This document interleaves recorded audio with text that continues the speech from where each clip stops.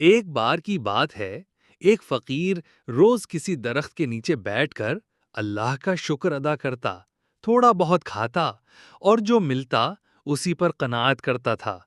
اس کے پاس نہ مال تھا، نہ کپڑے ڈھنگ کے، مگر دل مطمئن اور زبان پر شکر ہی شکر ہوتا۔ ایک دن ایک گداگر بھیک مانگنے والا وہاں سے گزرا۔